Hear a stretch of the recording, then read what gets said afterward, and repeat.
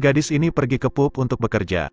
Di bawah arahan bos dia pergi ke sebuah ruangan untuk menjual alkohol. Ketika seorang pria melihatnya muda dan cantik, dia bertanya berapa banyak yang bisa kamu minum. Aku akan membeli sebanyak-banyaknya. Lamlock mengatakan aku di sini untuk menjual alkohol. Tetapi tidak tahu cara minum alkohol. Sejauh ini ia berpura-pura tidak bersalah. Lalu pria itu memaksa Lamlock untuk meminum anggur. Ia sangat marah. Jadi melempar gelas anggur ke lantai. Ini membuatnya sangat marah. Dia bahkan berniat memukulnya. Saat ini direktur tiba-tiba mendorong pintu. Lalu membawa Lamlock pergi dari sini. Ini membuat Lamlock merasa direktur sangat keren. Jadi dia menyetujui untuk menandatangani kontrak menjadi pacar pura-puranya. Tapi ada syaratnya. Direktur harus mengundangnya untuk makan. Keduanya pergi ke warung pinggir jalan. Tapi karena direktur selalu makan di restoran bintang 5. Jadi ia merasa tempat ini tidak cocok dengannya. Mengambil setiap lembar tisu untuk melapisi kursinya. Orang-orang di sekitar menggelengkan kepala. Kini Lamlock membawakan satu mangkuk mie kentang. Mengapa Anda tidak mencoba rasanya terlebih dahulu? Direktur mengambil sepotong tetapi tidak berani makan. Akhirnya direktur dengan enggan memakan satu potong. Setelah makan dia langsung bertanya. Ada permintaan lain sebelum penandatanganan kontrak atau tidak? Sebenarnya Lamlock membutuhkan 50.000 won untuk biaya rumah sakit saudaranya. Sampai hari ini Lamlock resmi menandatangani kontrak. Dia telah menjadi pacar kontrak dari direktur. Jadi direktur segera mentransfer 50.000 won kepadanya. Itulah yang dijanjikan Lamlock kepada direktur. Selama direktur menyukainya, dia memastikan semuanya akan selesai. Lamlock tidak tahu bahwa dia telah jatuh ke dalam perangkap direktur. Lalu ia membawanya untuk mencoba gaun itu. Juga secara khusus mengundang orang untuk merias wajahnya. Misi pertamanya adalah ikut dengan direktur. Ternyata direktur membawa Lamlock untuk debut. Ini juga pesta pertunangan dengan Puong Kie yang diatur ayahnya. Jadi dia sengaja membawanya sebagai bentuk melawan. Puong Kie segera menanyakan alasannya. Ini juga membuat Lamlock sangat ketakutan. Dan direktur dengan tegas menyatakan bahwa Lamlock adalah pacarnya. Saat ayah mendengarnya, dia sangat marah. Dia juga memperingatkannya. Kau harus berpikir dalam bertindak. Karena ingin melawan ayahnya, direktur bahkan mencium Lamlock di depan semua orang. Lamlock kebingungan. Akhirnya ia dibawa keluar oleh direktur. Setelah itu Lamlock sangat marah. Ciuman pertamaku hanya untuk calon suamiku. Ini terlalu berlebihan. Tapi direktur mengatakan ini adalah klausul dalam kontrak. Jika seperti itu saya ingin membatalkan kontrak. Setelah berbicara dia meninggalkan tempat ini. Tapi meskipun mulutnya mengatakan itu berlebihan. Tapi apa yang dirasakan hatinya berbeda. Namun tidak terduga. Foto mereka berdua berciuman diposting di media sosial. Agar Puong Kie tidak salah paham. Lamlock pergi ke perusahaan untuk menemuinya. Tapi baru saja akan menjelaskan. Ia mengurungkan niatnya kembali. Lamlock berpikir jika dia mengatakannya. Apakah dianggap pelanggaran kontrak? Jika begitu maka direktur akan mengkompensasi kontrak. Jadi Lamlock berubah pikiran dan tidak mengatakan apa-apa. Tapi Puong Kie masih bertanya tanpa henti. Benar-benar tidak ada jalan lain. Tapi tepat ketika dia akan mengatakan kebenaran, direktur menutup mulutnya dari samping. Lalu dia membawanya ke ruangannya, menggunakan kontrak untuk menakutinya. Jika kau membicarakannya kepada orang ketiga, maka kau akan melanggar kontrak. Dan kau harus membayar kompensasi sebesar 300.000 won. Itu juga membuatnya tidak berani menyebutkan pembatalan kontrak lagi. Tapi diperlukan untuk menambahkan aturan. Dia melarang melakukan kontak intim dengannya. Pegang tangan atau cium di bibir. Direktur menganggukkan kepala. Jadi mereka berdua mulai menandatangani kontrak lagi. Tapi dalam perjalanan pulang, tiba-tiba sebuah mobil berhenti. Ternyata ayah direktur datang untuk menemuinya. Karena ayahnya selalu memandang rendah dirinya. Dia hanya ingin putranya menikahi keluarga Puong untuk mengkonsolidasikan kekuasaan. Jadi dia menggunakan uang untuk membeli Lamlock. Apa niatmu? Untuk menghasilkan uang kan? Selain menghasilkan uang, apalagi yang ingin kau lakukan? Setelah berpikir Lamlock menjawab menghasilkan uang lagi. Ini membuatnya terdiam. Dia jelas seorang gadis lugu. Melihatnya tidak mengatakan apa-apa, Lamlock berpikir kontrak dia dengan direktur diketahui ayahnya. Pada saat dia panik, untungnya direktur datang tepat waktu. Lalu dia langsung menarik Lamlock pergi.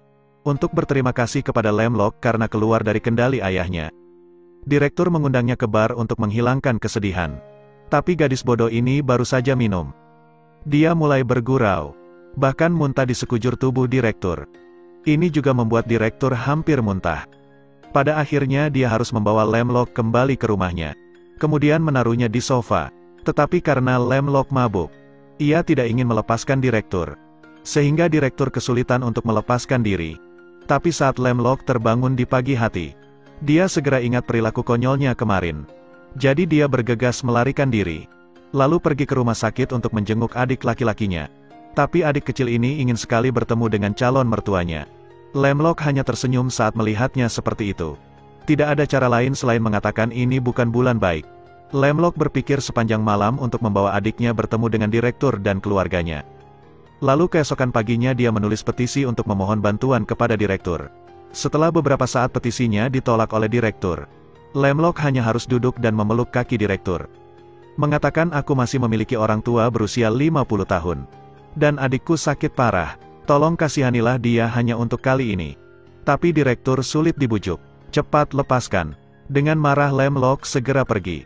Setelah itu Puong Kie datang menemui direktur. Mulai hari ini dan seterusnya, aku akan terus mengejarmu. Menerima atau tidak itu adalah hakmu. Kemudian dia membuat janji dengan direktur besok jam 4 sore. Waktunya sama dengan janji untuk bertemu dengan adik Lamlock. Dan pada akhirnya dia tetap memilih untuk menemui adik Lamlock. Dan Puong Kie tak melihatnya meski telah lama menunggu. Tapi dia tidak menyerah. Ia pergi ke rumah direktur dengan membawa sebotol anggur. Bahkan setelah memasuki rumahnya, dia langsung terus-terusan meminum anggur. Sampai ia benar-benar mabuk. Dan ketika direktur melihat Puong Kie telah kehilangan akal sehatnya, dia langsung menelepon Lamlock. Tapi Puong Kie tidak menyerah dan memeluknya dengan erat. Karena Puong Kie benar-benar kehilangan akal sehatnya, direktur segera mengirim pesan kepada Lamlock. Tapi karena Lamlock masih marah, dia mengabaikan pesan itu. Jadi dia mengirim pesan lagi. Kau hanya memiliki waktu 5 menit. Jika terlambat 1 detik, kau harus ganti rugi sebesar 300.000 won. Melihat itu ia segera berlari dengan cepat. Karena itu dia juga menabrak seorang guru. Kemudian seseorang memotret adegan itu. Dan ketika Lamlock sampai di sana, ia telah menunggu di luar. Saat keduanya masuk, Puong Kie diikat di kursi oleh direktur. Ini membuat Lamlock sangat terkejut. Setelah melakukan sedikit koordinasi, mereka mencoba untuk saling berpelukan. Dan akhirnya ia membawa Puong Kie pergi. Kemudian Lamlock mendorong direktur. Tapi baru saja akan pergi, dia dipanggil kembali olehnya. Lalu melemparkan kartu akses kepadanya. Dia juga memberitahunya bahwa besok jam 7:30 pagi, kau harus datang dengan membawa koper ke sini. Ini membuat Lamlock berpikir bahwa direktur ingin membatalkan kontrak dengannya. Ini membuatnya sangat gembira. Jadi di pagi hari dia dengan riang pergi ke rumahnya. Bahkan menyiapkan makanan ringan untuk direktur. Namun apa yang diinginkan direktur bukan pembatalan kontrak, melainkan menyuruhnya pindah ke sini untuk hidup bersama. Lamlock tentu saja tidak setuju. Keduanya tidak benar-benar jatuh cinta. Lalu mengapa harus tinggal bersama? Karena dia sangat marah. Lamlock membawa seluruh makanan kembali. Namun siapa sangka direktur mengikutinya ke rumah sakit. Lalu membawanya ke kantor untuk menemaninya bekerja. Direktur bahkan memaksanya membuatkan kopi untuknya. Tapi setelah dibuatkan kopi, direktur mengatakan bahwa dia ingin minum air. Ini membuat Lamlock sangat marah. Kamu pikir aku mudah dibuli? Jadi Lamlock menuangkan segelas air. Lalu dengan sengaja menumpahkan air itu ke tubuh direktur.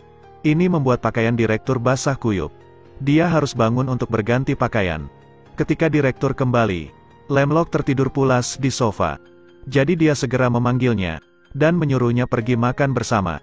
Tapi Lamlock saat ini benar-benar mengantuk. Itu sebabnya makan sambil memejamkan mata. Dan untuk membantunya bangun, direktur menyuapinya sushi dengan mustard. Dan ketika Lamlock mengunyahnya, dia kepedasan. Direktur menahan tawa. Ini membuat Lamlock semakin marah. Dia bersumpah tidak akan pernah pergi makan dengannya lagi. Pada saat ia tiba di rumah, teleponnya berdering lagi. Aku di bawah. Jika kau tidak bergegas datang, kau harus ganti rugi. Lamlock tidak berdaya. Dia terpaksa pergi ke bawah. Saat hendak melampiaskan amarahnya, direktur menunjukkan foto-fotonya dengan guru Luong. Direktur juga mengatakan, jika tidak ketahuan tepat waktu, konsekuensinya akan sangat parah. Ini membuat kemarahan Lamlock langsung menghilang. untuk membuat postingan ini tenggelam. Apakah memakan biaya banyak? Itu puluhan miliar. Lemlock terkejut mendengarnya. Dan untuk menebus rasa bersalah, dia terpaksa tinggal bersama direktur. Cerita pun berakhir. Terus ikuti Edelweiss Review untuk mendapatkan update cuplikan film.